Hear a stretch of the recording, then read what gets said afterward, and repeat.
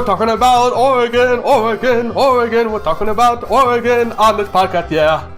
I'm not... What? Welcome to Cinema-san, where we talk about... No, hold on. I'm sorry. Let me take control of the wagon here. I am taking control of this wagon now. Hello, we are Work in Progress, and we are doing another episode of StarKid Spotlight, episode 8, where we talk about Trail to Oregon. I'm RandomBystanderHere. I'm the Wash. I'm Jack Bauer. Yay! Yay! And I'm slippery when wet. I'll take it. As you can No, not my crap hole! mouth face, no! Oh no! As you can see, we have our wonderful guest, Anayume, a wonderful StarKid fan, with us today, and I'm so excited to have her on again to talk about Trail to Oregon. Because I'm stoked. Oh, go on. Oh, I just wanted to say I'm absolutely stoked. Thank you for having me. Oh, it was a pleasure. It was a pleasure having you talk about Starship. And when originally I was booking guests and I wanted you to come on twice, I was like, what show do you want to come on to talk about other than Starship? And immediately you were like, Trail to Oregon. And I was like, yeah, that makes sense. So let's start with our experiences with this musical. So I actually have stuff to say on this one, so I would like to not go first. Okay, Oh. Wash, I don't go have first. to go last, but I would just rather not go first. Wash, go first. Okay, I have a feeling that Kirby fans' experience with this is... I have played the video game, Oregon Trail, and I have done speedruns, just like in this musical. That's it. I never heard of this until we started this podcast. I know Random once said that this surpassed Starship for his favorite musical, and I didn't get it at the time. I thought it was for Twisted. I said that. Yeah, it was Twisted. Not this. Did Twisted replace Starship? Yes. Was it something like that? Yeah. Okay. But still, I was surprised that this surpassed it. But I get it. That's all I have to say. Kirby, you go next. I mean, most of what I don't know why you would just steal my thunder like that, Wash. But that is most of it. But You had your chance to go first. I mean, I guess I did.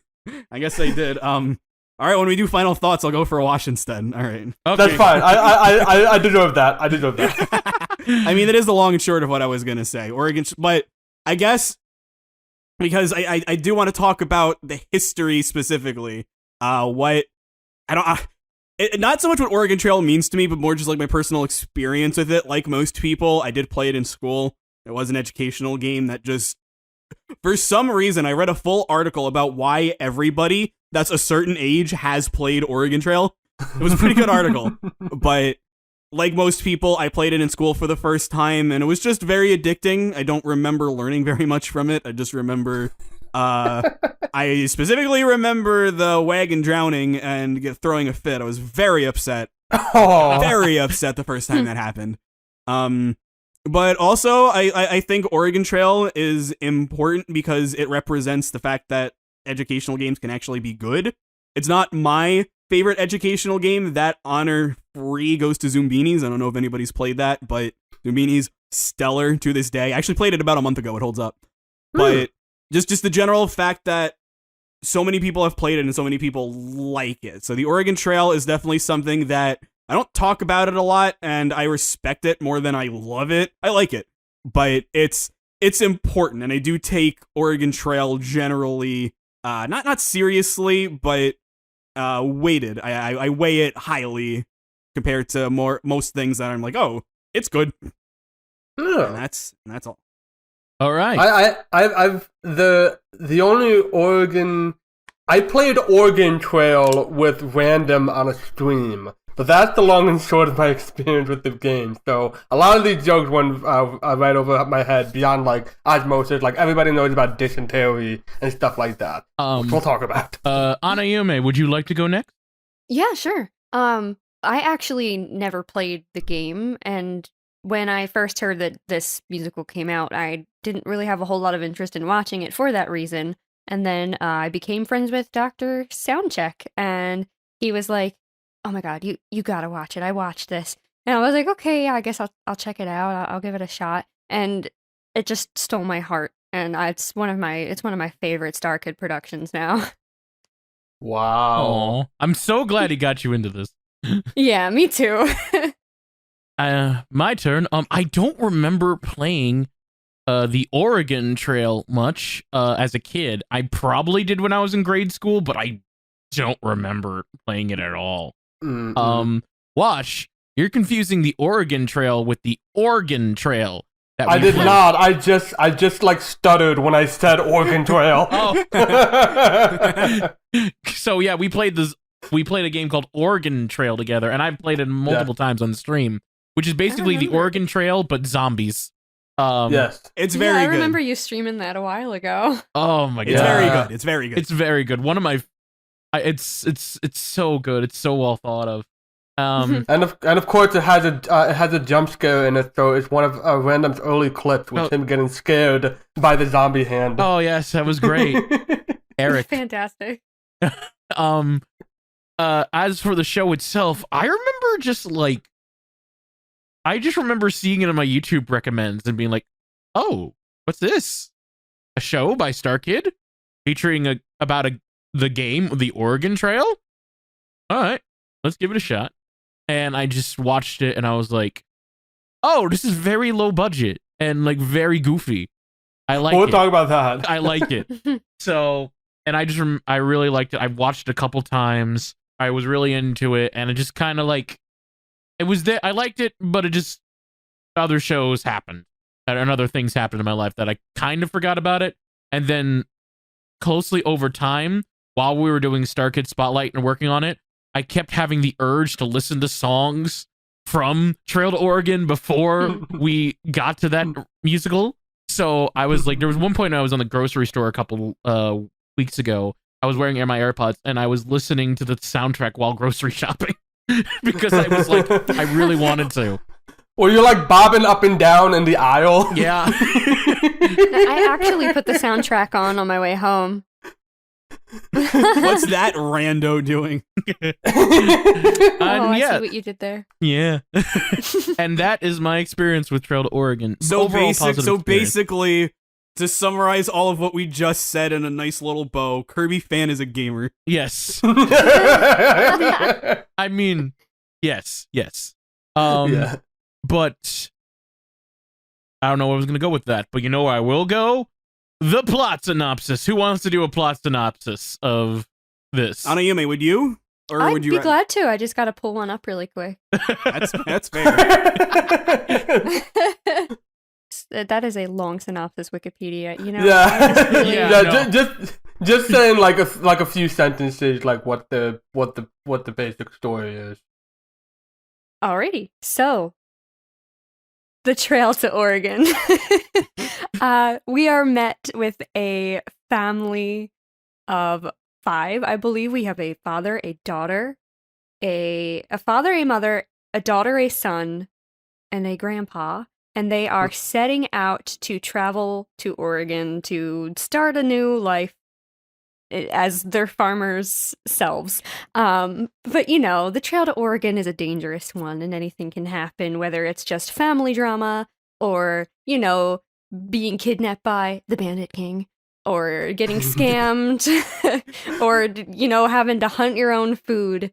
We just follow this family on their journey west and a bunch of mayhem and shenanigans ensue, and one of them may or may not die of dysentery by the end.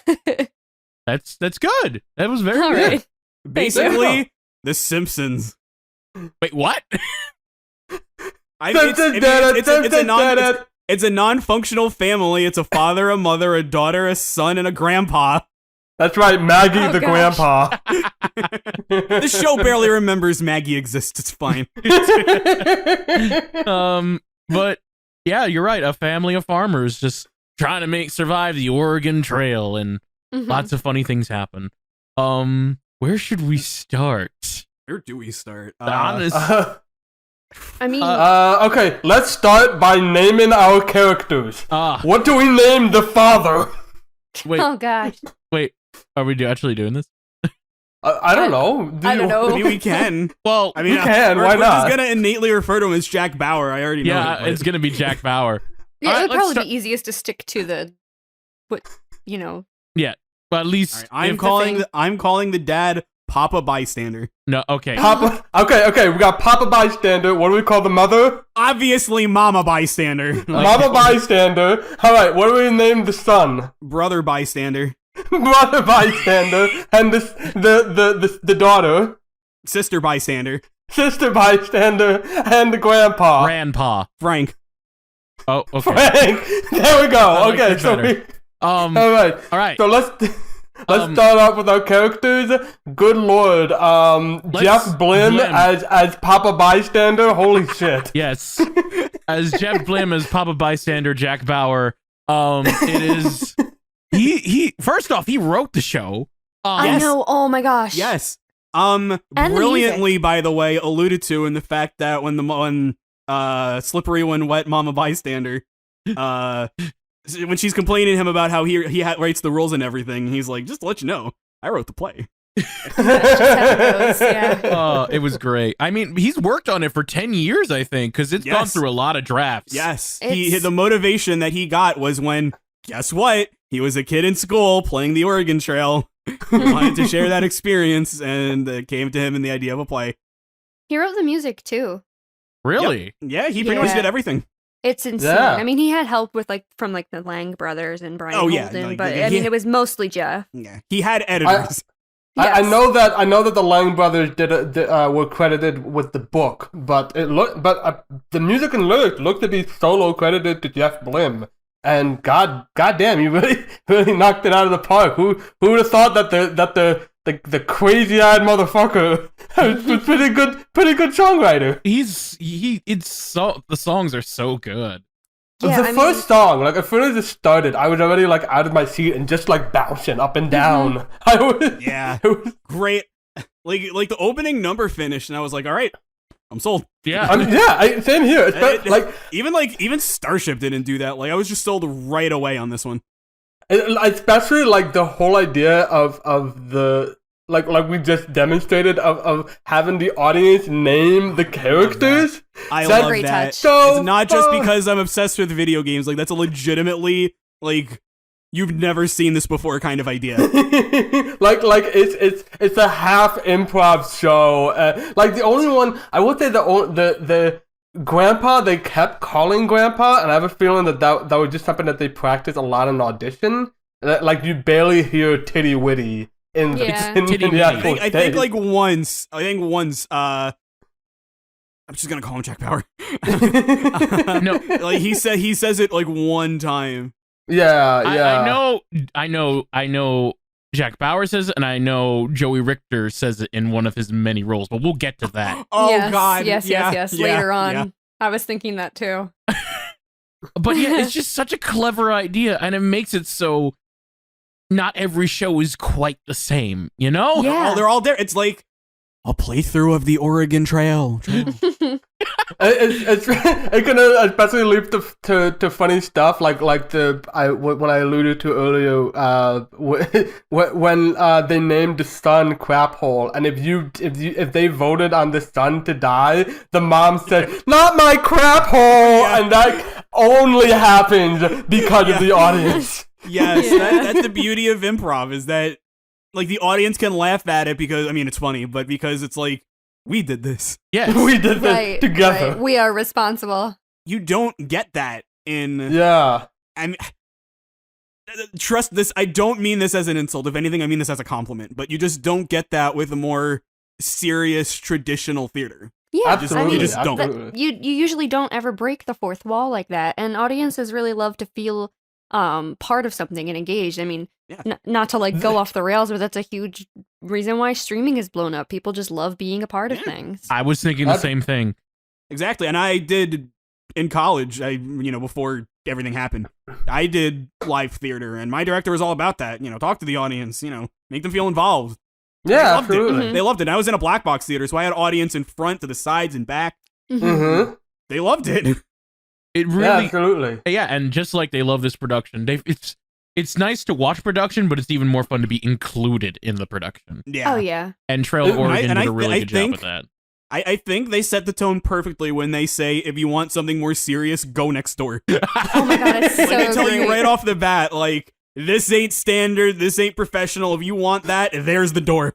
Yeah. I love that. I love that. I think the line is, "It beats sitting through this aura shit," and I just yeah. die. Like, Who will get the Like, name and who will especially- get the YouTube fame? yes. Yes. Oh my god. Yes. They just they demolished the fourth wall with a jackhammer, and I loved it. Yes. And they didn't even wait. Like, they don't lead you to believe that it's gonna be one kind of thing, and then it's like, psych. It's just right away. It's like, you know what you're gonna get. The unpredictability comes from the writing, not the Mhm. oh, where is it gonna go? It's like, oh, I know where it's gonna go. Oh, wait, what? Wait. Yeah, I Wait, mean, what? all the aura puns and rhymes just absolutely stole my heart right away. I'm like, why didn't I watch this sooner?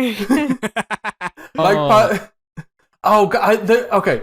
I was gonna say like possibly my favorite part of it, but I'll save that when we get into the other actors. My comment is that this is absolutely not intentional, but in the speedrun for Oregon Trail, the one thing that you don't spend any money on is bullets. And in the performance, he walks into the store and says, "I'd like to buy a bunch of bullets." So they're on the wrong track right off the bat. Are you sure that wasn't planned? It's not until Slippery When Wet, which sounds like a speedrun handle, steps in and makes it a speedrun, which we'll talk about. Fantastic. Are you sure that wasn't planned? Because for all we know, that could have been just a sly joke by Jeff Blim. For all I know, you're absolutely right. I'm assuming it isn't, but who knows? And this Yeah. is just Jeff Blim's talent with writing the show. We got to talk about him just as Jack Bauer too. Yeah. Oh, for sure. God, he's such a good actor. If I could, since we're at the beginning of the show, I just think that the overall family dynamic is really, really great. Because we have like the bickering between like the husband and the wife, and then the kids, and then everybody trying to like figure out how their attitude fits along with the other, and then Grandpa's just kind of there. Grandpa's there. You know, Look, I'm telling you, it's The Simpsons. Grandpa's just kind of there sometimes. you can tell we that they can all talk- love each other deep down, and it's just, I don't know. I think that was really well achieved. Yeah, they love each other even though they want to strangle each other sometimes. Yep. Yes. Yep. This is like possibly the first it might very well be like the first one. Starship is probably the closest one where I felt like every single character worked, especially the female characters. Like We have to talk about them. We have to. I have so much to say about Well, the mother character. We'll get there. oh my God, Me yeah. too. We're Me still too. we're still talking about still- Jack Jack Bauer is Bauer. great. Don't get us wrong, everybody. But oh my god. Yeah. Jack Bauer. Jack Bauer. Oh, it's just Jeff Blim as Jim Carrey farmer, and it's great. But at the same time, he's not like all wacky. He does care, and he is trying his best to like make the positive of negative situation. That's the thing, though. Yeah. Is you're right. He does care, but he's always wacky. It's so much fun. It reminds me more of he definitely has a lot of the Jim Carrey mannerisms, but his character especially reminds me a lot of Clark Griswold from the Vacation movies. I was gonna Like, say that. the extremely frustrated father who just wants the family to have a good time and nothing is going right. The Griswold mobile is falling apart. See him all throughout the show. Just like, again, he's like trying to, like you said, trying to make sure everything goes well, but one thing happens to another, and he just blames God for it, and he just keeps moving Yes, on. there's more running God we all know jokes. God is a two-time Vicious two-faced Vicious two-face prick. Yeah. I love that they brought back the running God joke. I don't know what it is with There's StarKid so and many God. things that they bring back. I was listening to Independence earlier, which should tell you what I think about the songs that I listened to it like not even a day after. But I was listening to Independence, and they're talking about like dysentery. They're like, "Oh, you'll never have to worry about that." I don't want to Yeah. kill an animal. You're never gonna have to, son. Like Great so foreshadowing. early, 'Cause they it's so spell fast and you don't even think about it. they spell the play out for you in like the first 20 minutes. Oh, Yeah. they do. They do, but they don't make it too obvious where it's like, It's not obvious at all. I love Wasn't until- foreshadowing that's subtle like that. can anyone tell me what So, okay. foreshadowing is? Yeah, that's a little it's- more in your face, but It's, yeah. it's not subtle. It's great. I love it. It's great because it's like I talk about this a lot for like dark comedy, but it's like it's so not subtle that it crosses that barrier and becomes subtle again. Pretty much. Pretty Gosh.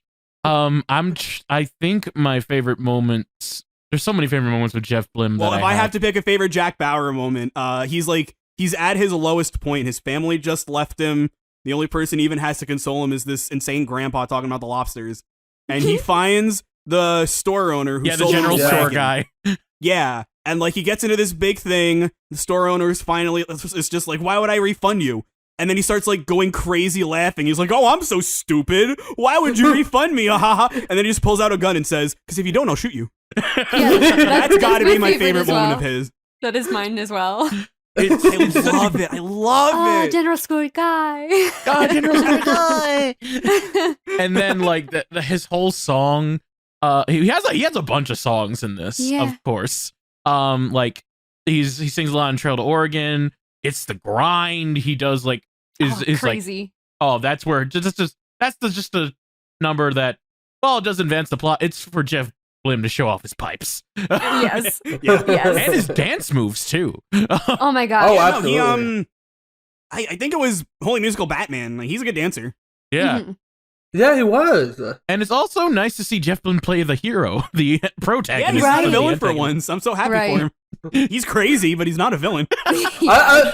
He's an anti-hero? It's like chaotic good for a change. Yeah, chaotic good. Yeah. That Chaotic. sounds- He's very chaotic. And I'm just trying to think of what else. Other than that scene with the general store guy is great. I was gonna like at the very end, like depending on who no matter who died, like the dad would always say like that robbing that store owner gave me quite the what, Dad, you're not gonna go into a life of crime, are you? That's what the trip was all about. No, specifically, it's ha ha ha. Of course I am. After all, Yeah. Oh, okay. He Fair, did fair, that fair. a lot, where it's like someone would make like a, Dad, you're not gonna do this, are you? Of course I am. Dad, you're not addicted to venom now, are you? Of course I am, Of course sweetheart. I am, sweetheart. Oh my God, the venom! Holy Yes, the Christ! venom is Oh, when he great. swallowed the when venom. he's kissing her leg, and he's like, "Are you excited?" Oh my I'm god. a broken man.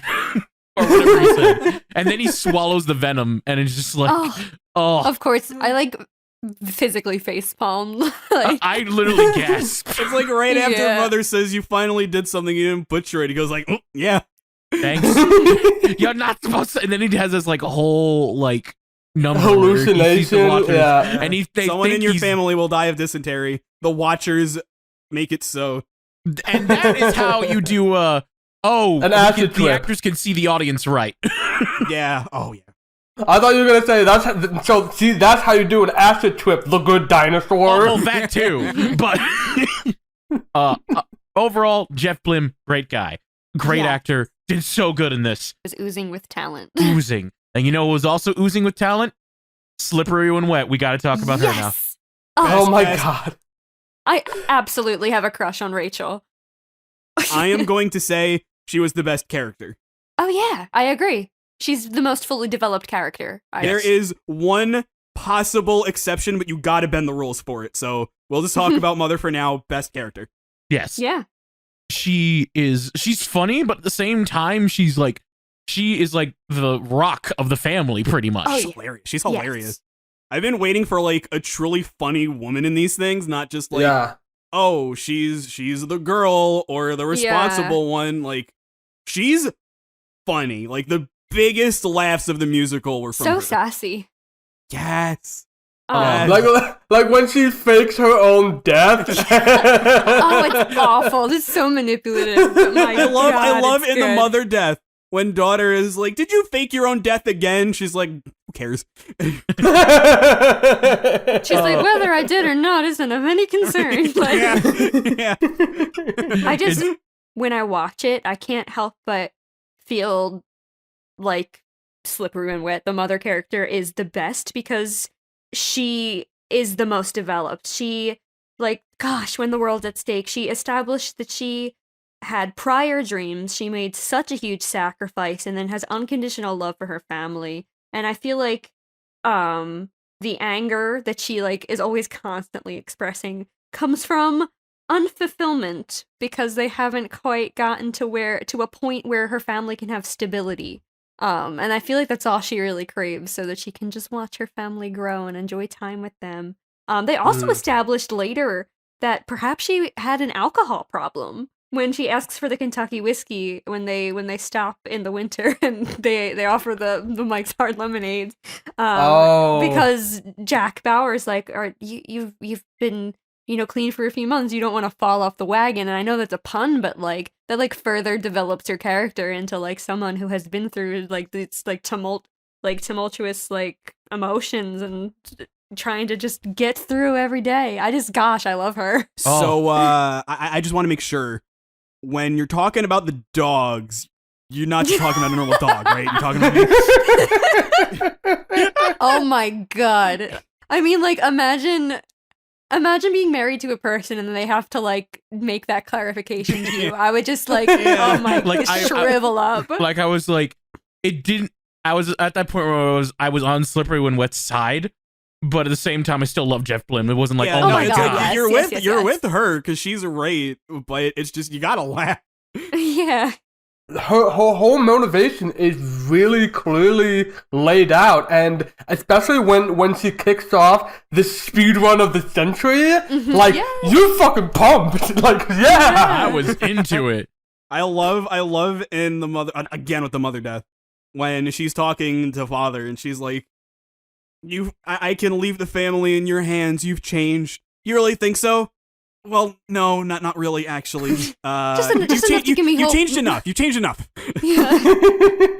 I mean, you can also see, like, when they finally make it across the state line, that she's just so much more free-spirited because she can, like, finally take that breath of, relief that, things are gonna settle down now and we can, like, make something solid to build onto. I mean, like, they were naked in a lake. Like, she really let things go. Like, I just adore her so much. And I mean, Rachel's unbeatable. I love her. Like, she was good as God. as the princess, but like this role, she really shines. Yeah, Like, Really, truly.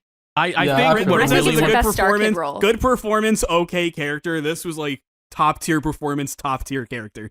I think what 100%. really won me over though was When the world's at stake? Yeah, when the world's at stake. Yes. That just like because we learned so much about her, and it's right after an argument where like she argues with Mouthface, and and you kind of like I'm kind of was on both sides of the spectrum. Like Mouthface is being unreasonable, but also that was very harsh, Slippery when Wet. And then we hear we hear this song that like shows more of her perspective and humanizes her a bit, and it's like so good. You say like she was harsh and she needed to be humanized. I'm saying she's a mother. That whole scene where she was like faking her own death just to like spite the daughter. I was laughing throughout that whole thing. It's definitely It's over like the top. freaking you go, mom. That kid deserves it. And speaking of like Jamie Lynn Betty really I could feel that when she thought the mom died, she was like she was like horrified. Yeah. And God, I'm so glad that Jamie Lynn Betty's got a good role. Do we want to move on to God? We before we move on, I gotta talk about mother speedrunning. Okay, go ahead. Because I knew that was going to be your favorite. I'm sure you all know, I love speedrunning. I speedrun surprisingly little, but I love talking about it and just, like, educating people on it.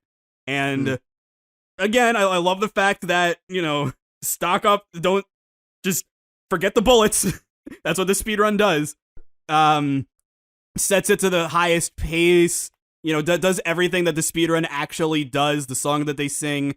I mean, the Oregon Trail speedrun, it's very short, but the unfortunate thing about it is that it's entirely luck-based.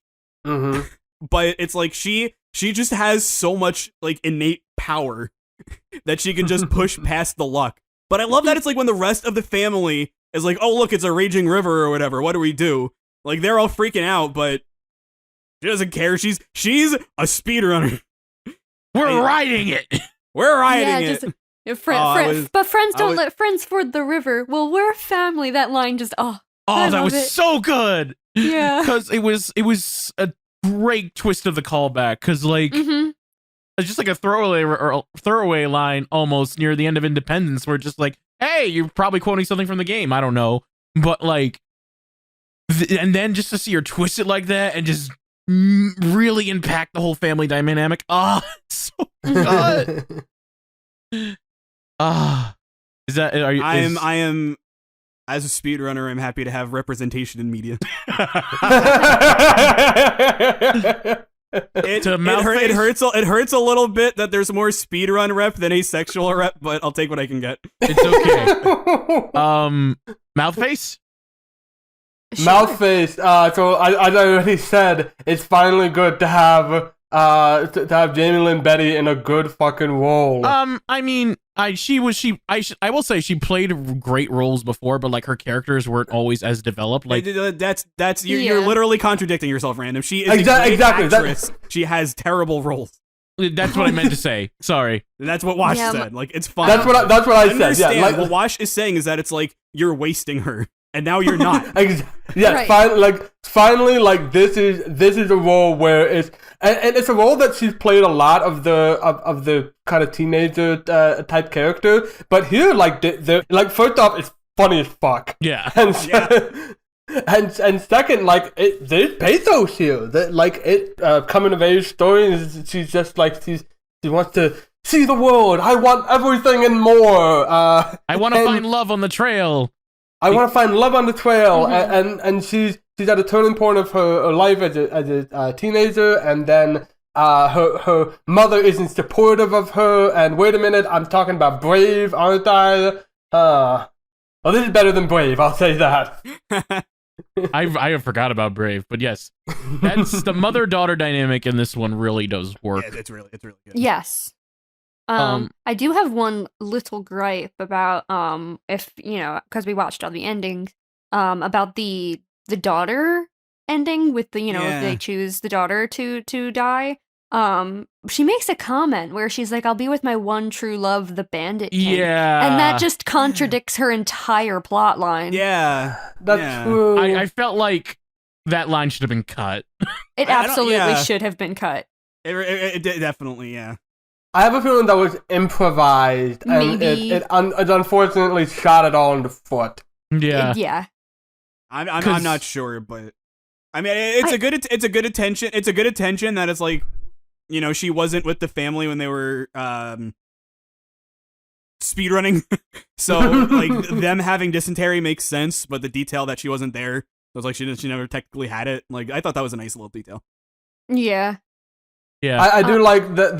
If we're talking about the daughter ending, was I like for all the other family members who will get to the father, son, and grandpa when they come back, they all are talking about how the Oregon air revived them, but for the mother and daughter, it's specifically the whole conflict they've been having this whole time. Yes. The fake death, it's great. the daughter ending specifically is my favorite, but other than that, one line. But we'll get. Yeah. Oh my god. I was uncomfortable watching her because she really fucking sold it. I'm sorry. I don't know if I could say that word, but No, it's fine. You're fine. You're fine. You are fine. Okay. Yeah. I really we'll get to what my favorite ending was. It's for a very specific reason, but her ending was really good. We'll have a whole discussion just for the endings, I think. Oh, okay. I guess she's my least favorite, but it's so hard to say. Yeah. It's more just process of elimination. Yes. I wouldn't say she's my... I might say the son was my least favorite, but I am way too biased towards Lauren Lopez. No, I would say that the daughter character, it's a daughter character.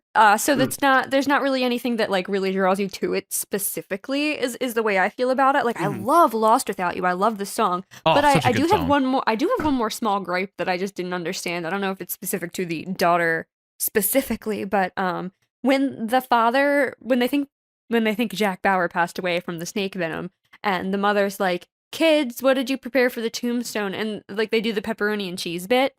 I don't get it. Like, like I would understand if it was the son's line because the son's like 7, even though I think they should have been aged 5 just based on the behavior. Yeah. But like, I just don't understand why like the 16, 17-year-old daughter would also partake in that really weird pepperoni and cheese bit. my defense for that, and this is defense in pretty heavy air quotes, they establish throughout the play that nobody really cares about the father. So Yeah. I see, especially as a 16 to 17-year-old girl, I totally see it as her just going along with it because it's like, who cares? Oh, you got Yeah, a grave maybe. that says pepperoni and cheese? Yeah, I'll go with it. Whatever. That's believable. Yeah. I thought that it was a reference. It was specifically a weird ass reference to Tombstone Pizza, the frozen pizza brand. Oh shit. That's pretty big Oh my brain, god, that actually. makes I so like that much a lot. more sense.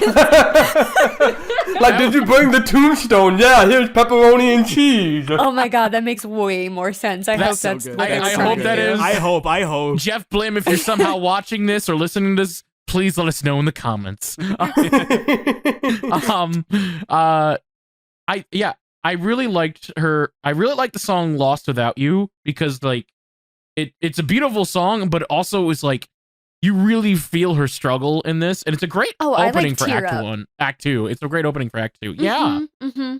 it seems almost strange to like open it with not with the whole family, but it also like makes sense too because Well, I mean, I like it because it's where Act 1 leaves off. It leaves off with the Bandit King kidnapping the daughter, and then Act 2 begins, and we're picking up where we left off. She's kidnapped. It's been months, but we last left off with her. So she opens it up by thinking about the family, which leads into the family taking over for the rest of the play, except for when they had to caulk the wagon. Yeah. But it leads in. It's a nice lead, and it's a good circle. Yeah. yeah, I like it. It's a good song, and it's a good character. Oh yeah, like I said, least favorite, but only by technicality. Least favorite isn't even a good way to say it. It's more just like, the one that made me, I don't know how to put this. by technicality, let's say that. Just happened to like the others more. Yeah. Yeah. Yeah, it's not Yeah. a dislike in any way. Mhm, Do we exactly, want to move exactly. on to Crap Hole, or is there anything else anyone wants to say about Mouthface? We can. We can talk about crap hole. My favorite thing about the Sun is that it's like, all right, the play's over. How are we gonna end it? Oh shoot, we haven't written a solo for Lauren Lopez yet. Skinny dipping. Oh, I just love that they strung it along through the whole show, and then we Yeah, got like they the did. wonderful Yeah. moment where the Yeah, sun got I mean what he it wanted. worked. It's just that it's like unless you do the Sun ending, it's like, all right, everybody has a solo. What about Lauren Lopez? Song about skinny dipping. Naked in a Amazing. lake. Naked in a lake. Perfect. To be fair, they do foreshadow it numerous times. Yeah, like Look. from the very beginning. Right in the very beginning, because Yeah. Lauren Lopez just asked like, "Oh, can we go skinny dipping?" And the mother goes, "Why would we do that?" This like ending on the skinny dipping was like the right thing to do. I'm specifically talking about the Lauren Lopez solo. Yeah, Because as we've Because- also talked about throughout all of StarKid Spotlight, she does not get to sing enough. And also, a thing that we kept talking about is that finally we got to hear her regular voice. That too. That too. You're right. She's not talking like Uncle like Mark Twain or whatever the fuck in Batman. Commissioner Well, Joe, Gordon. you guys didn't watch Little White Lie, so you haven't heard her regular voice beforehand. Yes, we have not watched Little White Lie. We're used to her with a British accent or a Spanish accent or Yeah. Or Commissioner Gordon. Commissioner Oh my Gordon God. accent Yeah. or or a monkey. What? Or a monkey. Monkey from Twisted. Oh yeah, monkey. Yeah. One of my A favorite monkey. pieces of writing in the show is one of the best moments with the son where he's just describing, he's just like, I don't know why I do anything. The monologue, yes. When I see something, I look at it, I wiggle it around, and then I put that thing right in my mouth, and then it's that whole monologue, and then they give him a gun. They give No! Oh my god! Because that split second before the gun is handed to him is enough time to sort of like almost in your mind throw away everything that he was just saying, and then he does the exact thing with the gun, and it's just brilliant. It's so good. It's if we're gonna talk timing. like I that happened. I was like, oh my god, that's so perfect. It's gonna take it's gonna take a while for like the next brilliant thing to happen, and then the buffalo. Oh my god! We will get to we will. I slipped. God, it's taking everything not to talk about The buffalo sequence. Just a lot more than just the buffaloes, but we'll get to that. The entire Buffalo family sequence is just so goddamn funny. Oh, it's so funny. It's I heartbreaking. love. Oh my god! So I funny. love when the buffalo are talking, and the son is like, "I can't shoot them. They're a family." Also, am I crazy? Am I the only one who can hear them talk? Yes, apparently he is, but they don't explain it, which is okay. No, they never explain it. It's just it's there and it's gone. Mm-hmm. It's a funny joke. It doesn't have to make sense. I love it. It's so good. It's so good. And that monologue and the buffalo scene are where like Crap Hole really, I think, shines the most in this play. Mhm. Of course, Yeah, other than Naked and Lake. Yeah. I'm trying to think of any. There's one point where their shoe is gone. Yeah. Oh, What happened to your It bounced shoe? real well, and I threw it off the wagon. What happened to your shoe? I knew I should have stayed with Dad. That's a great line. That's a great line right there. Wasn't it like, oh, I don't know where it went. I saw it bounce, but then I was I pointed at it for a sec, but nobody said anything, so I just let it go. Nobody said anything. Oh, it's so good. I love this character. I know I said before it was Lauren Lopez bias, but it's like really talking about it. I just love the character. It's really good, yeah. It's also Lauren Lopez bias, but Oh, always, but Oh yeah, yes. of course. If the Lauren Lopez bias has not been happening to you before this point, something's wrong. I'll say it straight up. Like, this is definitely a hot take. If you disagree, I get it. But it's like, for most of the... Actually, no. I think all the actors in this, except maybe Joey Richter, this is my favorite character for all of them. Definitely my favorite for... I'm not going to try to remember all their names. I'm having a hard enough time remembering Papa Bystander and everything. Every actor that's in this, they're my favorite performance that they've done. Like, except maybe Joey Richter, which is ironic because we'll get to him. But yeah, that's fair because Joey Richter was spread pretty thin. We'll get to that. We will get to him. We got one more family member left, and he actually plays another major character as well.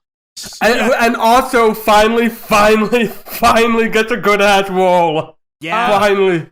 Corey Doris. Corey Doris. I not to say that, again, it's another case of the roles weren't great, but the actor was definitely good. I knew he could act. Then I got to the grandpa death, and he started singing. I was floored by how good of a singer he is. Right? Oh, he's got an amazing Like, voice. I like straight up, that's my favorite solo of the whole. Not my favorite song, but my favorite solo is the grandpa death. Like, wow. He's such a good singer. It's specifically that one because everybody else is. I mean, not to say that those are bad. Absolutely not. But like, what? I mean, the only other song you really had is Pays to Be an Animal. Sometimes it pays to be an animal. Sometimes don't. That's a great song. Oh, I love that song. But it's like, it's a silly, goofy song. You laugh. But this is like, oh my god, he can sing. And it's so good that he can sing this well because it makes the fighting even funnier, which we'll get to. We'll get to. There is We'll literally one thing that makes those farts work, but we'll get to that. We'll get to that. As for the grandpa character, I thought he was funny. A little generic on the, oh, haha, I'm old and I'm senile, but... Very generic. They make it work, and we have to talk about this. The fact that the lobster thing is a payoff. Yeah, that was fantastic. We have to talk about that. It's another thing that's subtly alluded to that like actually comes full circle, and it's great. Yeah, Yeah, it's really there's so much like the mother was the best developed character, but like the lobster war or whatever, that had so much lore. That does. It truly does. It the more you does. think about it, yeah. It's just like I love stories where it's like, all right, there are important plot beats. You know the drill, so we're just gonna do the good stuff so that we can take this weird war against the lobsters and add all this detail to it. Like that's the stuff you remember. And at first you just think it's Grandpa rambling because he's crazy because they did the joke. Right. But then right. So I you guess see- that's why the generic, personality sort of pays off, because you just assume that he's talking nonsense, but Yeah. there's an actual lobster situation. I'm going to make this comparison for like the 10th time, but Grandpa from The Simpsons. I was gonna mention, it's so funny you mentioned The Simpsons because this is absolutely Abe Simpson. Yes. Like, Oh, it's so funny just to see just him. hit my chicken coop! Grandpa, what are you doing giving our pioneers ideas for terrible names? I would like it if they named it stupid names. Well, it should. It'd be real funny. It'd be real fun. And just the way he just like seems so happy that he's named Titty Mitty. Yeah. He seems Yeah, like, genuinely it worked. happy. It worked. And also, Grandpa survived getting shot at and just yeah, walked he's it off like, like it ow, was you nothing. shot me in the leg. Whatever. That means your turn's over. That means your turn's over. Oh, it's Oh so good. This is such a... I guess while we're talking about Corridors, it's funny that we also have to mention that he's one of the only he's the only family member who also does a double role as Cletus Jones. Yes. Cletus Jones. I'm Cletus Jones. I've killed 3 people. Oh, it's so good. Cletus, shut up! There's 2 sides to Cletus Jones. There's the I love Mr. McDoon, and I will kill you for loving Mr. McDoon. Wait, can we? But like, I know we're not moving on to McDoon yet, but like, speaking of representation, we love a bicon. Yes. Yeah. We haven't had a proper Yeah. bicon since Voldemort. Yeah, first and proper Pearl. bicon since Voldemort, yeah. You'll be gone, and he'll run straight back to me. And I unsurprisingly, was here I before am you, and I'll I be am- here long after you. Unsurprisingly, I am a heavy Mick Jones shipper. Yes. Oh, I Same. shipped it from day. I shipped it They from. died together. They died together, which we'll get They to did. that. But they die together, and it's like good. I shipped it the moment like Cletus Jones slowly walked onto that pony thing. Oh my god! Amazing. One of my yeah. favorite moments. It's Yeah, the so walk off good. on the pony. Because you hear- because he's just like hop aboard, and then like he's looking at her, like he turns around, but his face is still staring at her. He lifts his leg up, like all this sass as he's getting on the horse. It's Oh, Yes. good. It's and you so also sassy. hear like music from Your Wagon Is on Fire playing in the background too. Like, Yes. oh, it's so good. They foreshadow it well. I love Corey Doris in this so much. He He's does. great. He's so good. He's so good. So good. good. They need to. I don't know if he gets a chance to like actually sing like he did in the finale, I but hope he does. I really hope he does. I know he's in like- Black Friday, and I'm pretty sure he's in The Guy Who Didn't Like Musicals, but I don't know. He's shot from a singer I've never heard to like number 2 only to Dylan Saunders with that one song. Like I love Wow. his voice. It's really so good. Is there anything else you want to say about Corey Doris other than oh my god?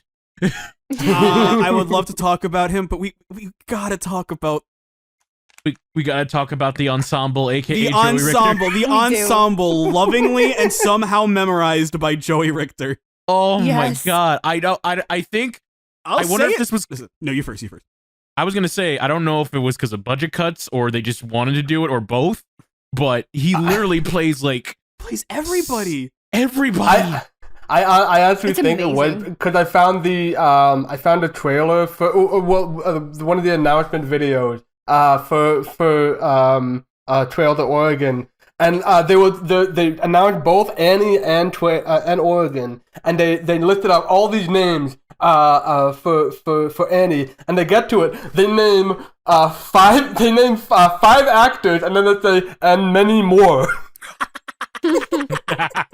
I mean, they're not wrong. They're not Yeah. wrong. Apparently, this wasn't in the YouTube production, but because he had so many lines to recognize. When he forgets the lines, he just says ho ho ho until he can remember them. Looks like me.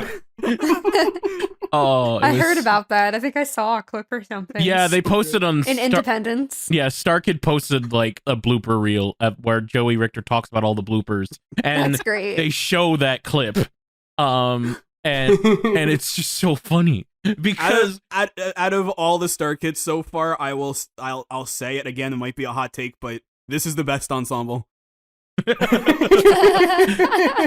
I never thought one person could play effectively an entire ensemble, and right. So Mother's the He best nailed character, right? But is the ensemble a character? yes, If no, Mother is the best character. If yes, I'm sorry, she's perfect, but it's like, how do you top this? I will say that it like, especially in the first major scene with him, it did kind of confuse me. Like I couldn't tell the difference between the store owner and the Bandit King. The Bandit King. So I honestly thought they were the same person. It was a little jarring at first. Yeah, two things, at least for me. Their voices were different enough. I obviously voice actor, I pick up on like minor details. So that was enough for me, but also like it was so well established at this point how goofy this was gonna be. Yeah. It's just like, okay, they're the same actor. It's fine. He's playing two different roles. Oh no, 3, 4, 5, Yeah. 6, 7, 8. That's it, right? Also- No, 9, 10. All right, double 11. It's like he keeps playing more character. Can I ask you guys, did anybody else get from McDoon? Did you get Beetlejuice vibes, or was that Yes! just me? I did. Absolutely I Beetlejuice. did. It's like if Beetlejuice was a cowboy. Yes. Yes. So, what I got, kind of Beetlejuice, but in anime there is a term called chunibyo, which what it roughly translates to is like the embarrassing acts that like a 13-year-old kid would do. And the most the most like iconic chuny act is doing that peace sign like right in front of your eye, which is what he does every time he says the bandit. So the whole time I'm just like, oh my god, he's a chuny. Oh my god. Oh no. And even that like pays off brilliantly because he's holding on to the rock. He's holding on to the rock. Best death in Broadway. But it's not Broadway. There's no Broadway in Chicago. No, that's true. Best death in theater. He's holding on to mouth face. They're in this raging Columbus, Raging Colombian River. Colombian River. He said, "Don't worry, I forget what the line was, but it's like we got out of worse scraps than this. Nothing can." No river can take on the Bandit King. Yeah, no! Oh no! That's amazing. And he lets go of the rock, and he's. So I also So I good. appreciate that the audience didn't get to name McDoon because in Oregon Trail and Oregon Trail as well, there are like people you come by that will threaten like they're bandits, and obviously the game's not going to let you name the bandits. It's something that the game came up with. So that is another good detail correlating to the Oregon Trail. I think the only detail. I'll just get this out of the way. They say that they're at the halfway point during Act 1, and then they get to Fort, I forget exactly what it's called, but the bar with the mics and stuff. And they say, all right, well, here we are. And that's like right before the halfway point. So it's like, what did you do for that like month? You went backwards? I mean, that's I mean, a hard nitpick. It's not like a complaint, it's a nitpick, but This is such a small moment, but it's one of my favorites, and I feel like me and my friend Mark reference this all the time when it's just to show the days passing, and they have Joey as the ox going toot toot toot toot cock-a-doodle-doo. I love during speedrun when it shows them going super fast and you see Joey Richter in the background playing a bunch of different That's people. one of my notes. I love that. I love that so much. Like It's so good. It's great. that's what it's touch. like to speedrun around other people. It's like, oh my god. My favorite Joey Richter moment is when Joey Richter he's playing the store owner, and they're having the which song was it? When the World's at Stake. Yeah, when the world's at stake reprise, yes. When the world's at stake reprise, and he does his song, and then he tries to he tries to do an let me finish. He tried to do an I, and Nope, that doesn't work. That was a Jeff missed Blinn- opportunity because he was talking about a role that he had. I was really hoping that he would say, I played Bug in Starship. I was so Oh my hoping he would God. say Is, that. I heard that line was improvised. Oh, okay. Yeah, That- it's different on the recording. okay. That makes it a little better. Yeah, Yeah, the like whole he- song is supposed to be I there. wanted to tell it. Okay. Man. Because it's like Jeff Blinn was like really went for it, and then Joey Richter just says, I know I don't look like it, but I played Tony in West Side Story in the Independence Community Theater, which first off, community theater, we can all relate. Yeah. And then he said, big fish, small pond. And it's like, ow. I was proud. God. I was That's proud. so He tried to hit the note. That's what matters. Yeah, he really did go for He it. went for it. How does he play such a good ox? Oh my god. I'm a The monster! horny ox. That's one of my favorite jokes is when the mother says it because she's like the rational one, calling everybody out on like their Right. nonsense, and then she calls him the horny ox. Like it has to be factual. If the mother's saying it, it has to be factual. Right. And at the ending, whichever ending, they say, yeah, we can finally get someone for the horny ox, and then he comes in, yes, please. I mean, I know we already talked about the Buffalo family, but gosh, Joey we- as the oh. baby with his Oops, shapy I little fell! legs. Oh no, It's just I so good. no, I fell over. Oh, I slipped! And I love how he has this whole solo and he's like super cute. And the end, just before he pull shot the trigger. do it, motherfucker! No, what makes it so funny? It's not that he says pull the trigger, is that he says pull the trigger. Pull the trigger! It's so great. And then like I love how the blood is just like rags. Yeah. That's very well done. When I they thought it were was a in nice little the trick. raging river and they had the blue. Yeah. That brought back so speak. much memories of community theater. I can't even speak. For sure.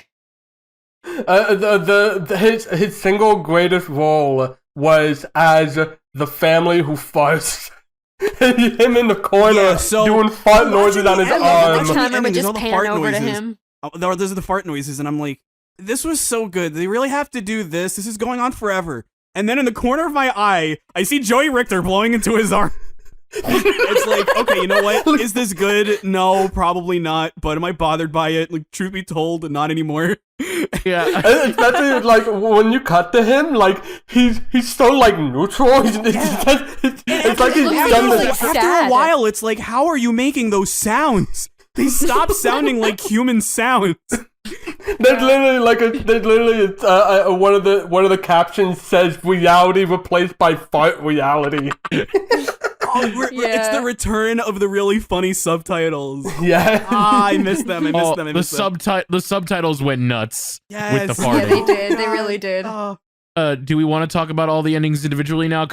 Or do we want to talk about the songs first, like individually? I mean, we How don't much have to talk time about do we the have? endings Depends how much time we individually, have, do I we? guess. They're mostly the same. Yeah, the They are ending. really the same. Yeah. You only need to watch if you're watching this on a playlist or whatever. You really only need to watch like the first 7 minutes of each of each of those endings, and then they're all exactly the same. Yeah, like like literally once Jack Bauer says, "Look at that horizon." That's when everything's Yeah. the same. Yeah. Mhm. Exactly. Because the twist is that like what you voted for didn't really matter. Because we're not going to let the watchers get that satisfaction. Not today. Not today. Yeah, I like. That's kind of like my one gripe with the play. Big gripe, not other than like nitpick. Like I said, it's great that they talk about how we're not going to let the watchers have their way, but I thought it was so ambitious to try to do different Yeah. endings. Like that's really not something that you'd see. I'm not going to say. Well, no, I'll say it. Especially in theater, like you're really not going to see that. So I was like, wow, oh my god, this is like, wow. And then they're all the same, and there's actually like no consequence. It's Yeah, not absolutely. it's not bad. There's a difference between bad and my gripe. And disappointing. Yeah, This was definitely especially disappointing. because it's modeled after a video game where alternate endings are all the rage. And especially something like Absolutely. Oregon Trail, where it's like you're probably gonna have somebody die. Like they do at least, like we mentioned before, they at least get like crafty about this. Yeah. I especially like that when the dad dies, not Cletus Jones, Grandpa was the one that's like looking at the Watchers and saying, "Not today." Yeah. like no matter who dies, like that line was always gonna be, and that's good. And I can appreciate like some of that ambition is there because it is different. Like if the mother dies, she'll say one set of things. If the son dies, he'll say one set of things. So it's there. I really would have liked it if they could have gone all the way. It's definitely like a good excuse I mean the song that they sing, like I was not expecting that to still be funny after watching it 5 times in a row, but when they fart, again, like I didn't think it was very funny, but goddamn Joey Richter blowing into his arm is way funnier than it has any right to be. Especially like how thing either. So just watching Joey Richter like having sad eyes for the scene, but just blowing into his elbow, like it's just so good. Yes. Every single actor like plays off the fart so well this time around. It's great. I mean, he controls like their improv at that point. He really does. It's great. I forget I think it was the daughter, like the daughter is fighting, and you can see Jeff Blim like passing out, getting up, and then passing out again. Yeah, I actually have mixed feelings about that because I feel like in a way that almost sort of stole her thunder, and Jeff Blim maybe could have calmed down a little. Fair, that's fair. That's fair. I don't know. That's just how I felt. But to be fair, Jamie Lynn Betty, she went. Oh, she sold it. She went out. I was uncomfortable. Like there's at one point where she just like she doesn't even sing and she just goes, "No, put me down." I'm dead. And like just her eyes, you could see like the pain in her eyes. Yeah. She does the hypnotized eyes again from her eye work is really good. She's my favorite ending, I think, just because of like the craziness that goes into it. That is absolutely valid. I'm not gonna lie, Jeff Blim breakdance farting was pretty funny too. Like at one point he's just like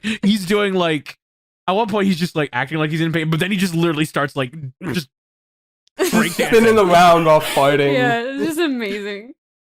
So over the top. Oh, it's so great. Those two were really stood out to me. Corey Doris stood out to me more because of his voice than anything. Yeah, of course. Yes, no, yes. that like he played it the most like seriously too, which honestly made it funny. Yeah, yes, I agree, 100%. Yeah, his was like he was like doing super serious, and then he just like was in pain, and just with the farts, it was great. I think Lauren's was the most tame. Which surprised me. That is true. She was the one that was saying like "ow" the most. Yeah. Yeah. Well, yeah. I just felt bad as a kid. Yeah. Well, I mean, somebody was dying. That's kind of a good thing. It happened in both the son and the father's ending. What was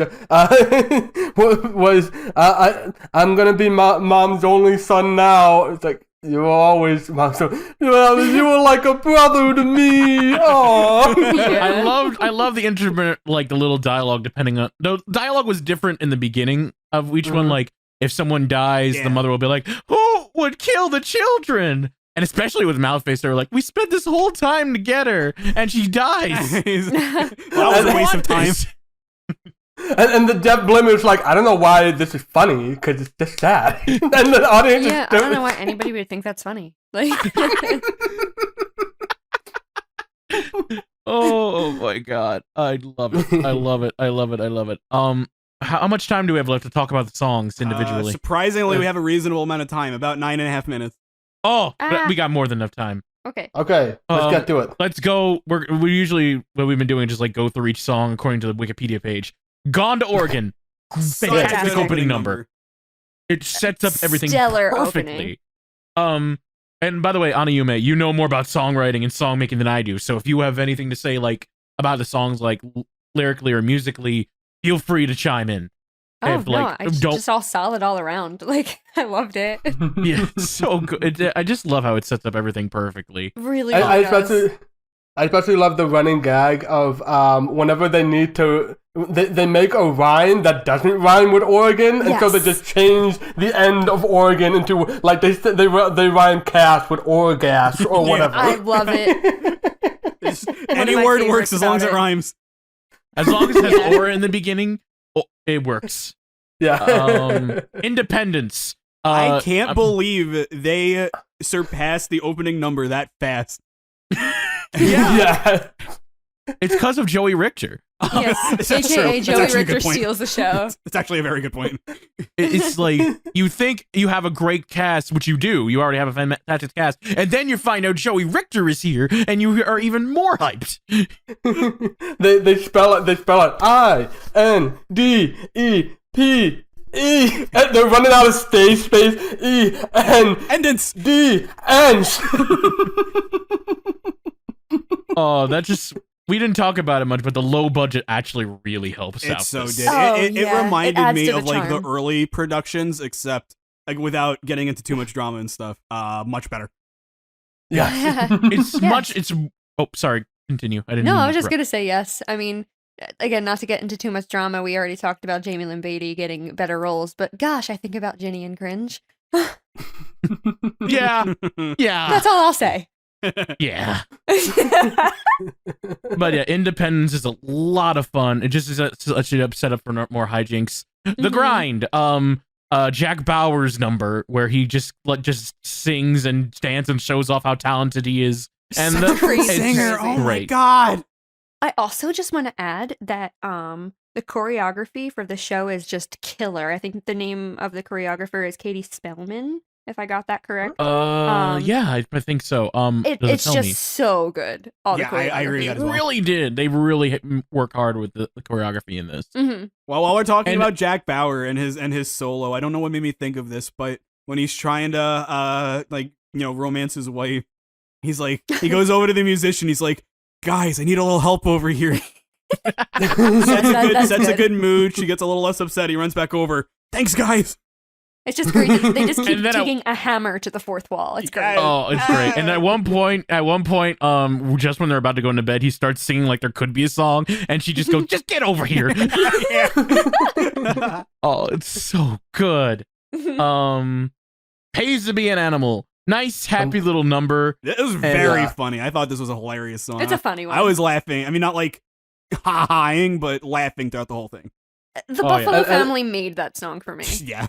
Yes. Especially with like the song was starting out, both the kids were confused, but they were still bouncing up and down with it. Because honestly, the song is mostly Grandpa rambling. Yeah. It has nothing to do with killing buffaloes, other than Maybe near the that's very why I end. liked it so much. It's like it's listening to Grandpa from The Simpsons sing a song. It's like But it works because 1, Corey Dor's great voice. 2, he's funny. And 3, that whole buffalo scene of just it's so good. Lauren Like- shooting the baby buffalo. It's so good. It's so good. Gosh. Oops, I slipped. Oh God! Oh God, if you're real, please let me miss. Ah!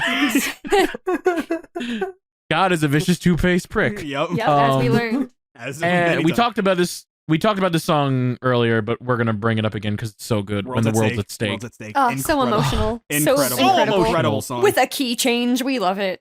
Oh, it's great. And the fact that like you get like 1, 2, 3, 4 comedic songs, and you get the like first dramatic song, and one of the like, well, not even like the only ones, but like one of the more like ballads of the show. Mm-hmm. And you it's serious. But you're into it. It's like it doesn't come out of as like a tone change, because I know some musicals where like it's mostly comedy and then they'll do a sad number like what the fuck. Yeah. But no, it no, this works. This works. They Yeah, for pace sure. it well. It's- It shows the character well. It's performed well because Rachel Soglin, I think. I'm Oh, sorry if I butchered your name, but she knocks it out of the park. It's so she really, good. really does. Yeah. And like I said, I know you saw her as a much more not as funny as I did, I guess. But like I said, I was like every time she was on screen, I was laughing. I thought she was the funniest character in the play. And then Oh, she she gets this, definitely is. and then she gets this super, emotional number, and it's like, wow, this isn't tonal whiplash. This fits the character. It's not funny, but it fits, and well sang, well written. I was very on board with it. Great song. Definitely one of the best in the Absolutely. play. Definitely. Oh yeah, definitely. We didn't talk about this song much, or the scene for that matter. Dysentery World. It's not the best song. Yeah, this is gonna show how we feel about a certain musical, but it kind of reminded me a bit of Holy Musical Batman. Oh. Just Like at least their songs. Huh. I disagree, but that's okay. There's certain songs, like I like Rogues Are We and a few others, but like That's actually a spoof of an actual song, Rogues Are We. that makes sense. Yeah. is it a spoof of Power of Love, or because it sounds like Power? No, it's like an actual song. I think they just like parodied it and changed the lyrics. I forget the name of the song though. Okay. I'm pretty Okay. certain. I'm sorry to derail. No, you're fine. that's fine. You're fine. That's actually very interesting. Then we didn't know about that. Yeah, so nothing. Yeah. And Ranta didn't either. the more you know. I know why it was there to like set up the whole to demolish the fourth wall and Yeah. do it with a musical number, but like it was okay. It's Yeah, it's there. kinda supposed It's to be one a of the weird songs trip. that's there. Yeah. Yeah. It's just like- I wasn't nearly as bothered with it as I was with with a lot of the Holy Musical Batman songs. It was just I mostly forgot. I can't remember how it goes. dysentery virus, and it was just like, oh, this is reminding me of Yeah, and the certain unnecessary ending. cursing, which Mhm. won't be the last you'll get that from Yeah, StarKid, yeah. but that's all I'll say. oh yeah.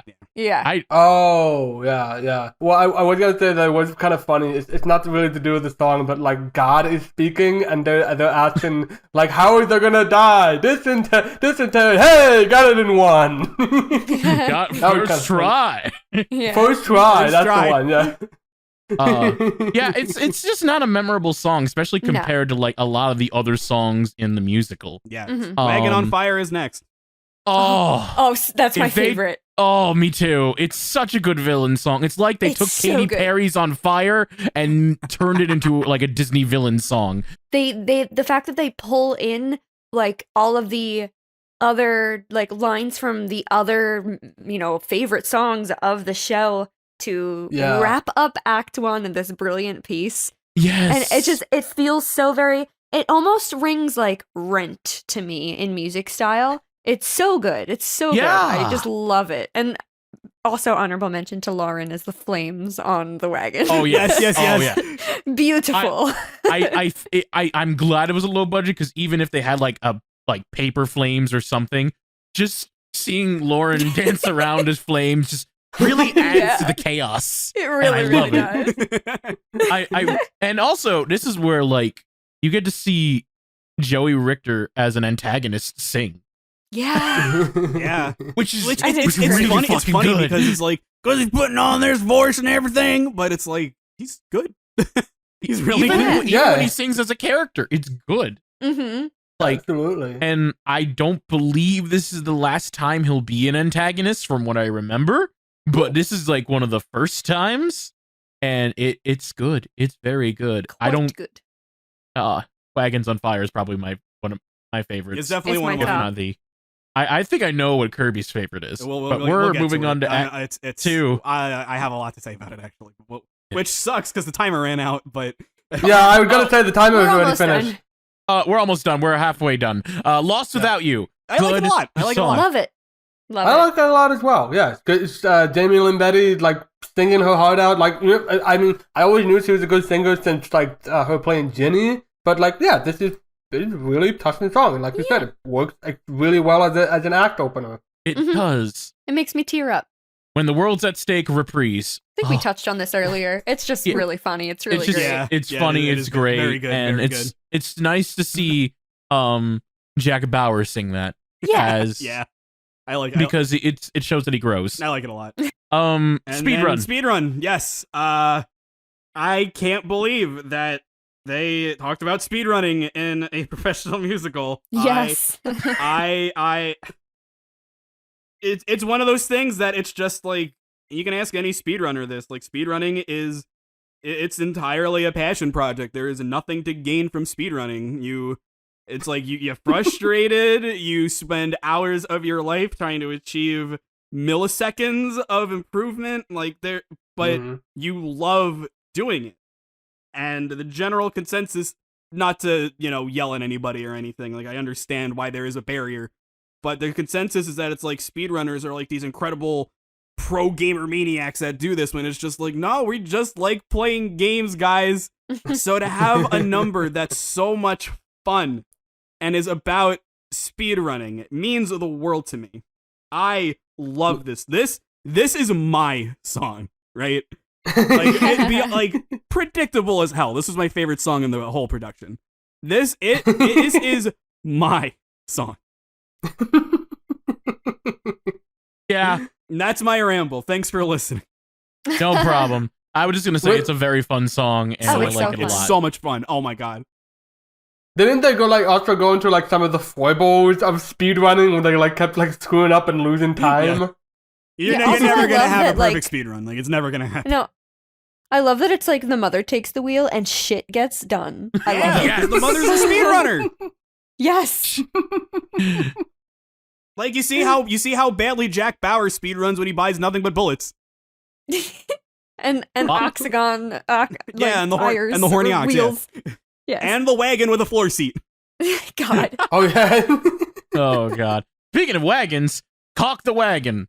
As it's I called. didn't get this one. It's It's not fun. that I didn't like it. I just didn't get it. It's I feel like it's a educational, reference. and then it's like a sexual innuendo, and it's not my favorite. That's song. why I It's- didn't get it. Yeah, it's just one up from Dysentery World for me.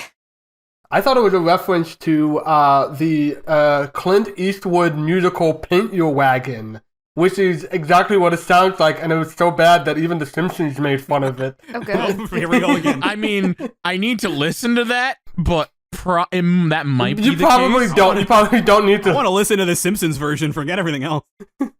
Yeah, no, the Simpsons version is way better because you don't want to hear Clint Eastwood trying to sing. Don't Oh, worry. yeah, no.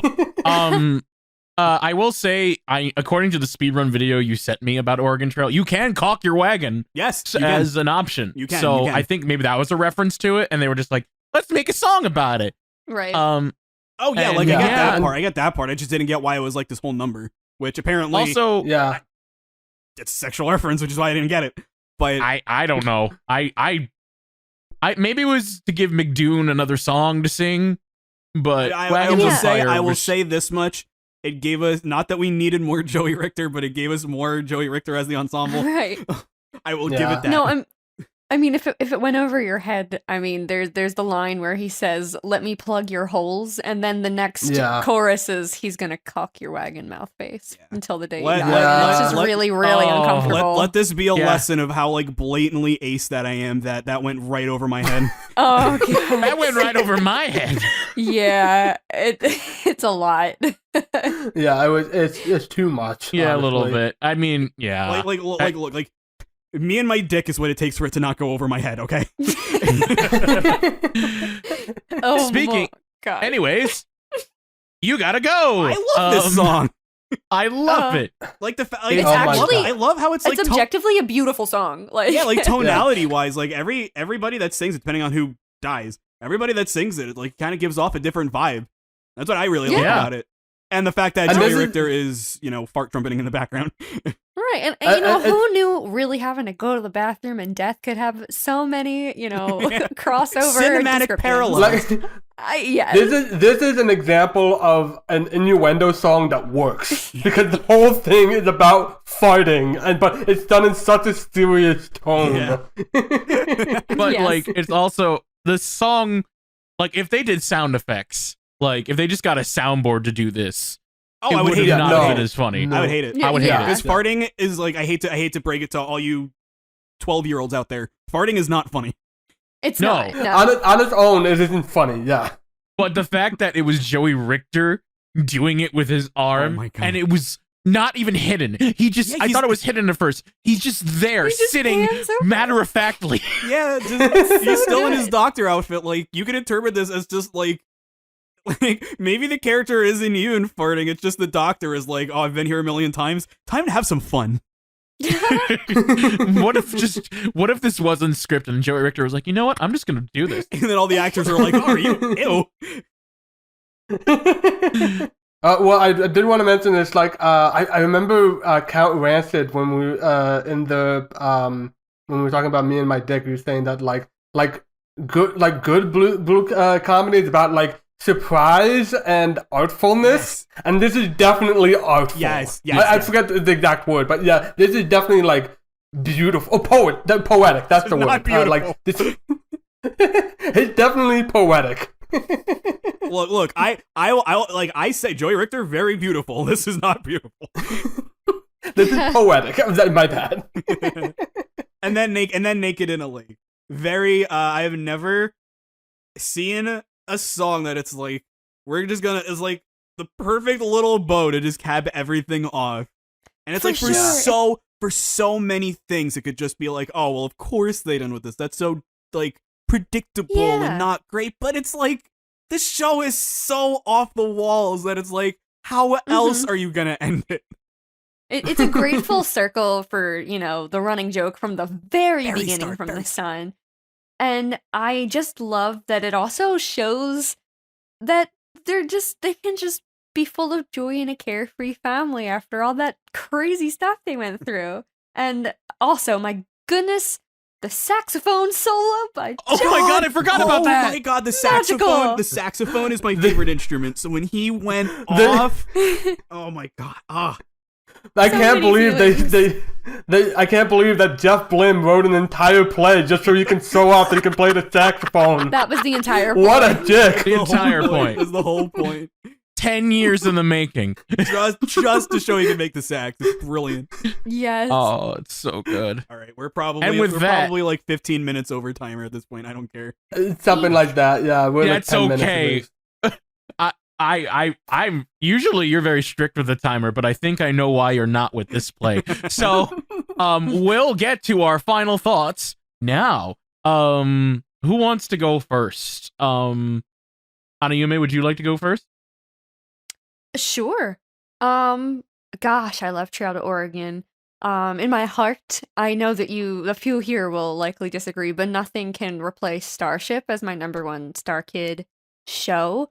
But man, Oregon really might be just under it. It's just so charming. It's so funny. It's so off the wall, and everybody was just stellar in their roles, and they made the best of a low budget for sure. And gosh, Jeff, way to go, dude. You created something so good all around, and not many people can master that many crafts in one go that way. But 2 thumbs up.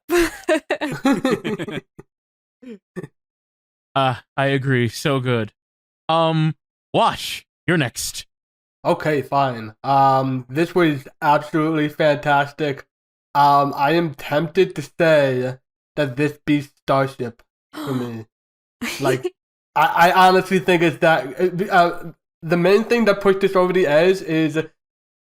Okay, see, the thing is that, like, Starship kind of has a problem because it has such a huge cast that, like, you're just bound to have, like, a couple characters that are just underdeveloped and not that funny. And this has this is exact opposite scale where I assume that Jeff Blim just wrote this as is, and they were like, okay, everybody is performing for Annie. What is the absolute minimum number of actors that we need? Okay, we're gonna need 6. Joey Richter, 6 switch hats. We'll figure it out from there. Just absolutely fantastic. I again, like, hooked from song 1.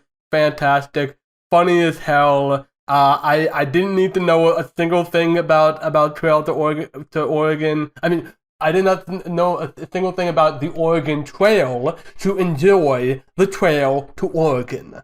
Fantastic, love it. Kirby, do you want to go last this round? I will leave it up to you. I'll go. Thank you. So I always thought that when I was doing StarKid Spotlight, like, major competition would be which is better, Starship or Twisted, because I thought those were my top two favorite StarKid musicals. my competition now will be which is better, StarKid or Trail to Oregon. I really enjoyed this musical so much. It was crazy. It was kooky. It had great character development, well written characters. Everybody shine. I love the music. It was fantastic. I still think Starship beats it by a little bit because of Kick It Up a Notch, Joey Richter's performance as Bug, and Joe Walker, and a few other characters and actors and performances in that. So I still think Starship beats it, but it's gonna be tough to tell. But regardless, right now I really, really enjoyed Trail to Oregon, and as of right now, it is a close second. It's like when it comes to my rankings, it is Starship first, Trail to Oregon second, Twisted third, a Very Potter sequel. No, Very Potter Senior Year fourth. Did you write it down? A Very Potter sequel fifth. Holy Musical Batman sixth.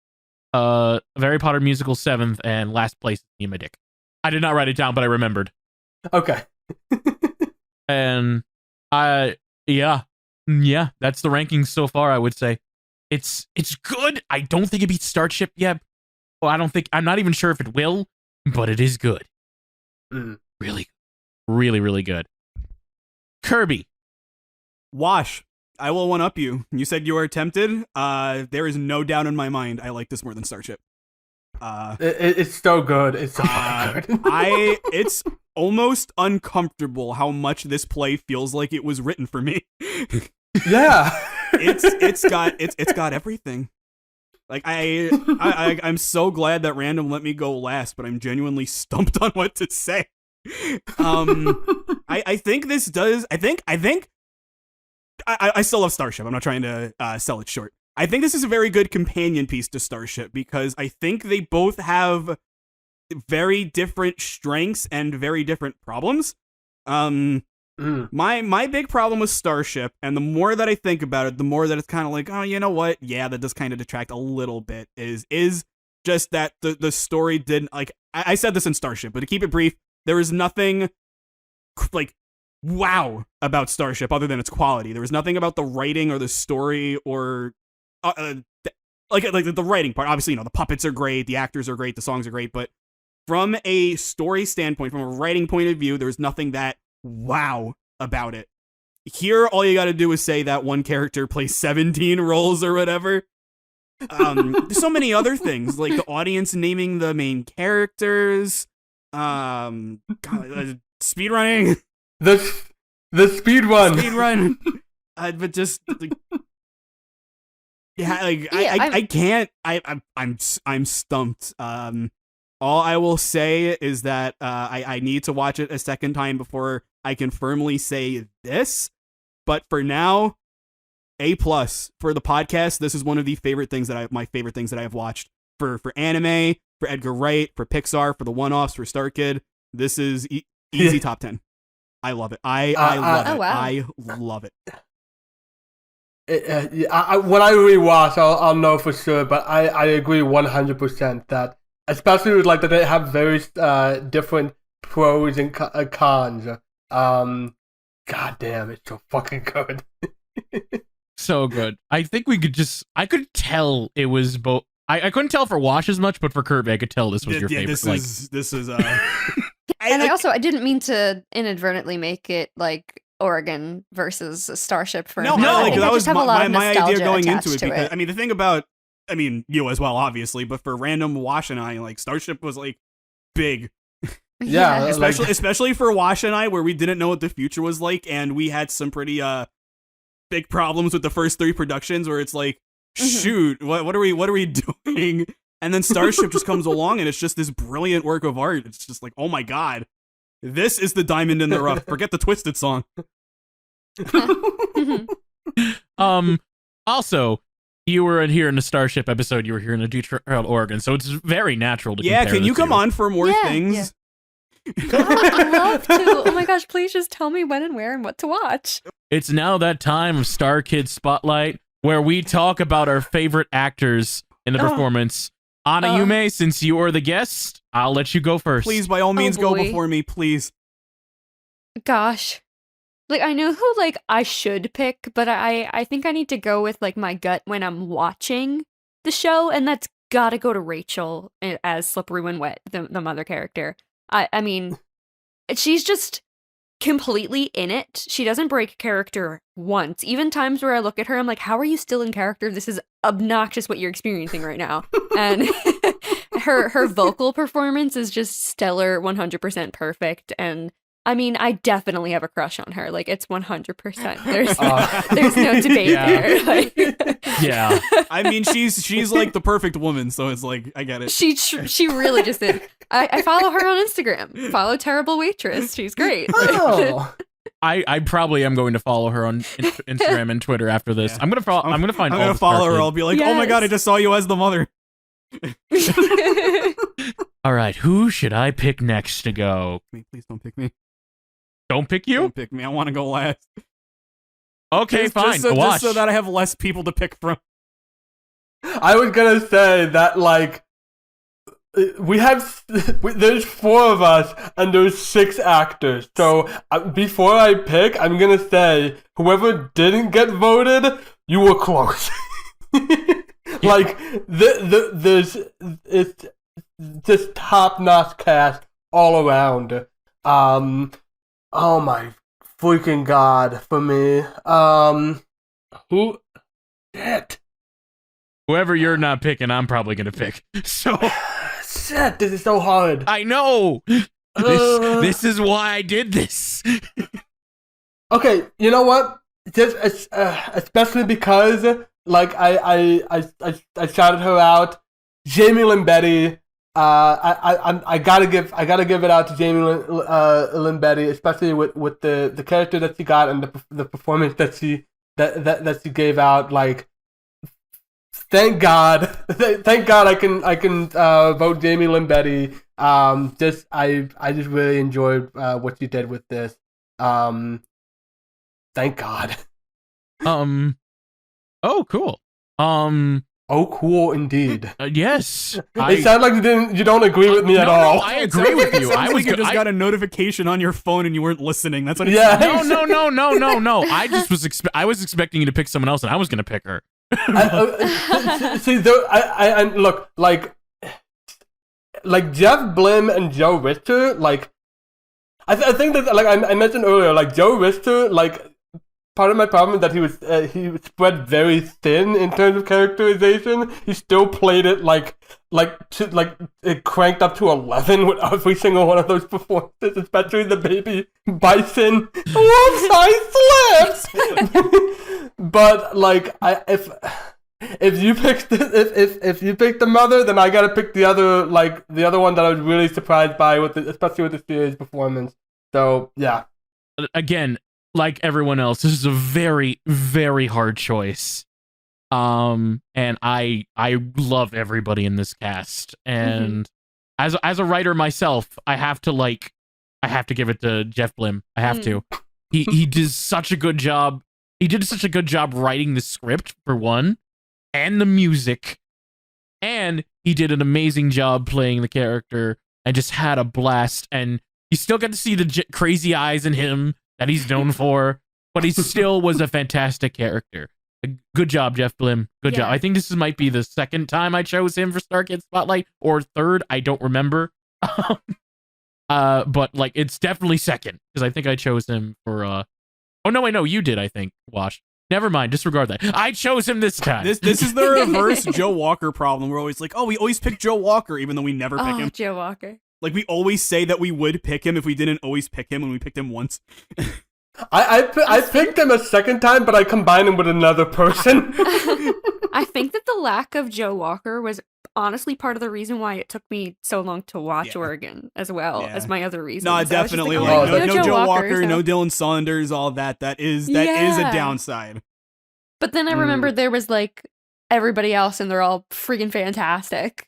And I was like, oh, why am I just putting it on one person? Then I think about, what would I rather have, a large ensemble or Joey Richter? or the Joey Richter. The Joey Richter ensemble. Speaking of actors, you got 3 left to choose from, I think. All right, so. Anayume, pick a number between 1 and 3.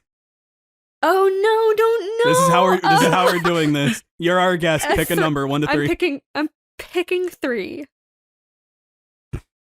Joey Richter. Look, I adore Lauren Lopez. I adore Corey, but one RNG, but also like I can't believe he carried like I say 17 rolls just because that's what it felt like. I don't know the exact number, but he carries 17 rolls and he's so funny. I mean, he's naturally got like that face that's cute and everything, but it's like when it's all covered up and he's McDoon, it's like, oh my god, he's so funny. He's a toonie. Oh, is that all you have to say, or is at this point I'm just at a loss for words. I've run out of compliments. Thank you, RNGesus. I do really love that you picked Joey Richter though. I think that's really funny. I was expecting one of you two to do it, or if not, I was gonna do it. But like, I wasn't sure. Like, I had a feeling. I knew a mother was gonna get picked. I knew, Jeff Blim was gonna get picked. I was torn. Like, who's it gonna be? The grandpa, daughter, son, or son? And I was like, ooh. And I was like, you know what? Jamie Lynn Beatty does deserve it. She really does. I would have. Oh, everyone's so good though. I know, everyone's so amazing. good. Lauren and Corey, you guys are so good. And thankfully, I believe everyone gets a chance to shine again in other productions. Yes, everyone does. Everyone at least does once. Well, definitely Joey Richter. I feel like if they let go of him at this point, like too many people will be mad. Oh, I understand. If you guys watch Little White Lie, can I please talk to you about it? If we do, I am more open to the idea right now than ever. But anyway, that concludes our show. Now it's time. Oh yeah, we went out of order. I said Jeff Blim. But anyways, this concludes our episode of Spot. What? What? SpongeBob SquarePants. Spies in disguise. No. StarKid Starlight. StarKid Starlight. Oh, one last thing we forgot to mention, Dick Rats. That's StarKid backwards. Oh, yes, it is. Yes, I completely forgot. I didn't even realize that until it was in my notes, and I forgot. It's okay. I was gonna bring it up, but I just forgot to. Look, but it's very clever. Like this, where it's like there's 10 jokes a second. You can't. Yeah. And honestly, they announced that they asked for it real quick, and someone in the audience was ready for it. Yeah. The confidence. It's like with the how do they die? First try. Yeah. It's like, I wonder if it was someone like Meredith, maybe, who was in the show or something. I feel like it was a plant. Yeah. Yeah. It was great. Anyway, this concludes this episode of StarKid Spotlight. Now it's time for the plugs. Anayume, thank you so much for being here. Where could people find your wonderful self? Oh, thank you for having me. So I play the songs. You can find me on Twitch and DLive/Anayume. I go live 3 times a week. I do interactive concerts. You can request from over 200 songs for me to play for you across 6+ instruments. And you can find me on Twitter and Instagram and YouTube at Anayume Music, and TikTok and Patreon at Anayume. Excellent. Be sure to support her. She has a lovely voice, and I'm super happy that we got to have her on again as a guest. Oh, and it was a pleasure. It really, really was. Absolutely. Really, really was. Wash, do the other plug. Okay, fine. If you liked what you heard, then be sure to follow us on Twitter at WRK Podcast, where you can we will give you updates on when the next episode will be, which we'll talk about soon. And if you like this, you can also listen to our other podcast episodes on our YouTube channel, WRK in Progress, and you can subscribe to the RSS feed in wrk.simplecast.com. Don't forget our SoundCloud. We don't have a SoundCloud. May Yes. I just add one more thing? Oh? On my song list, I have When the World's at Stake and Lost Without You from the Trail to Oregon. Oh, I want to hear you sing. So I can do do. either of Do those. do your old friend a solid and put speedrun in there, okay? Okay. I'll see what I can do. Next time we will be moving on to the next musical, which was performed literally around the same time with the rest of the StarKid actors. Annie. And yet this released first on YouTube, but we picked it second.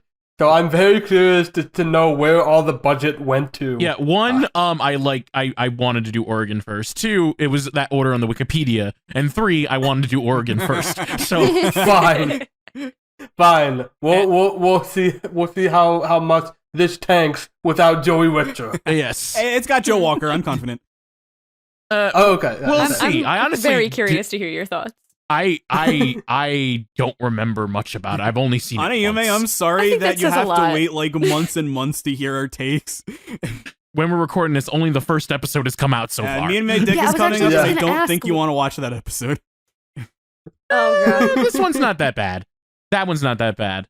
But anyway, Like, we conclude StarKid Spotlight, or talking about Trail to Oregon. I'm Random Bystander here. I'm Papa Bystander. Wait a minute. No, wait a minute. This is the red line of StarKid Spotlight. We don't know how long we've been waiting for that one. I have a long time. Anna, you mean? Oh, hi. I didn't know I was next. I'm Anayume. Should I do that That's again? No. No, that's perfect. That's perfect. Perfect.